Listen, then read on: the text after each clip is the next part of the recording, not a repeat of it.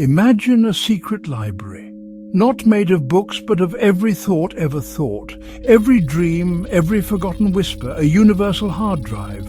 Sounds like science fiction, right?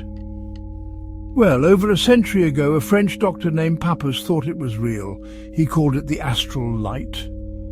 Tonight we're cracking open that radical idea. We'll see how this cosmic internet connects to everything, from your weirdest déjà vu to some of the strangest concepts in quantum physics. Could your mind be a browser and the universe an endless stream of data? Lights low, minds open, let's connect.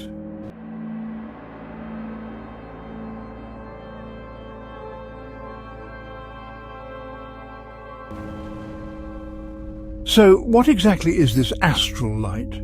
Papus described it as an invisible, fluidic medium that fills up all space. Think of it not as light, but more as an ocean. A living, responsive ocean of energy and information. It's not physical in the way light waves or radio waves are, but rather a subtle, energetic substance. He said everything that happens, every thought, every emotion, every action leaves an imprint on this astral light.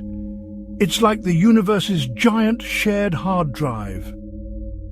Every memory, every past event, every potential future, it's all there, encoded within this vast shimmering sea. Papus believed the astral light was the link between mind and matter.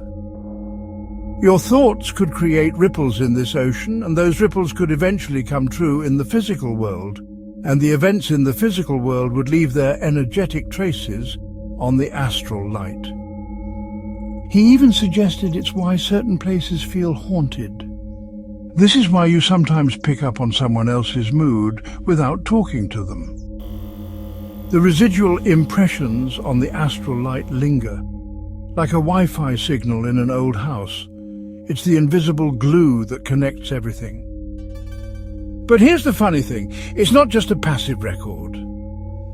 It's a dynamic being constantly responding to the collective will and thought of humanity.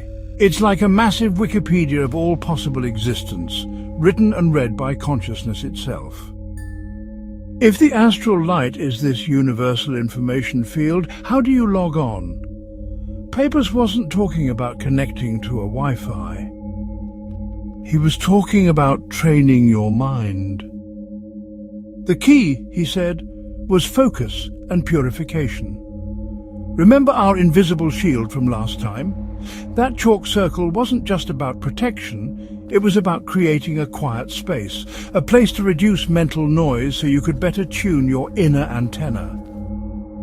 Techniques like meditation, specific breathing exercises like our 3-2-5 breath, and even specific ritual acts are designed to quiet the conscious mind and activate a deeper, more intuitive ability.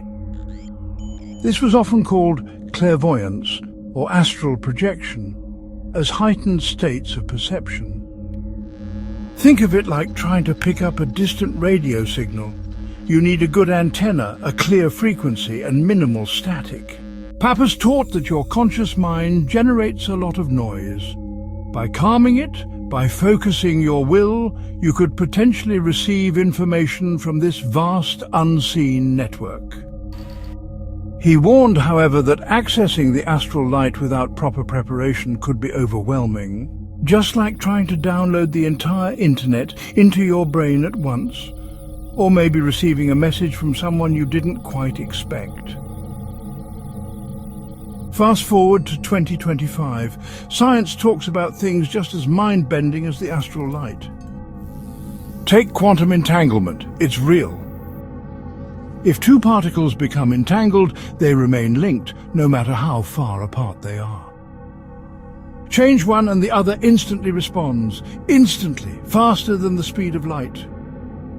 Einstein called it spooky action at a distance. Does this sound like a cosmic internet to you? It's not a direct parallel because quantum entanglement deals with particles, not thoughts or emotions. But conceptually, the idea of this instantaneous connection shares a strange resonance with Papus's astral light. Then there's the idea of a holographic universe. Some physicists theorize that our 3D reality is just a projection from a 2D surface, much like a hologram. If this were true, it would imply that even a tiniest part of the universe contains information about everything else, just like every piece of a hologram still contains the entire image.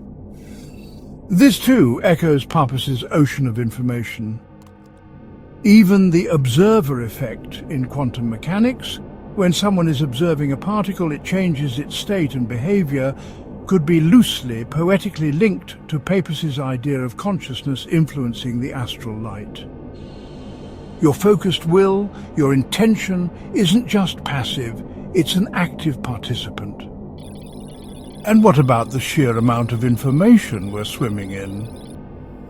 From the electromagnetic spectrum to neutrinos, our everyday reality is just a tiny bit of what's out there in the universe. Is it then so far-fetched that there could be another layer, another medium, that we're only just beginning to conceptualize? Maybe Papus was just using the terms available to him in 1893 to describe something deeply, fundamentally interconnected about reality. So, can you surf the astral light? Papus would say you already do unconsciously. Every intuition, every gut feeling, every sudden insight might be a tiny data packet from this universal network. The challenge is to do it consciously, with intention. Here's a simple experiment for you. Tonight before sleep, sit quietly. Close your eyes.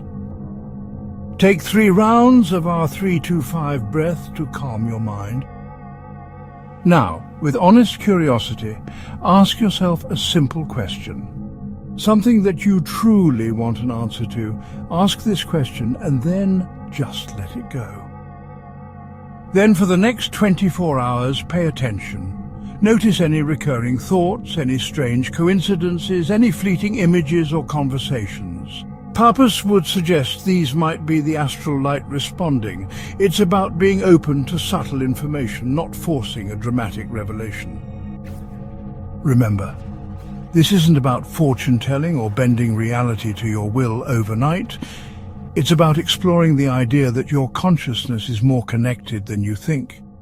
It's about tuning your perception to the background hum of the universe.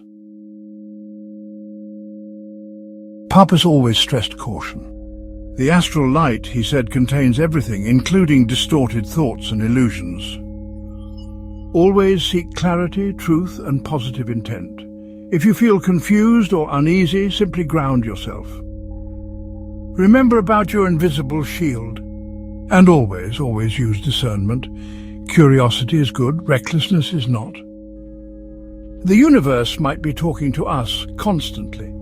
Maybe Papus, with his astral light, was just a century ahead of his time, describing a fundamental interconnectedness that science is only now beginning to understand.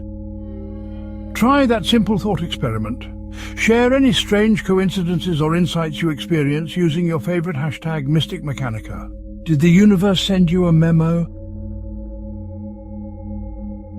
Next time, we will dive into Papus's teachings on elemental spirits.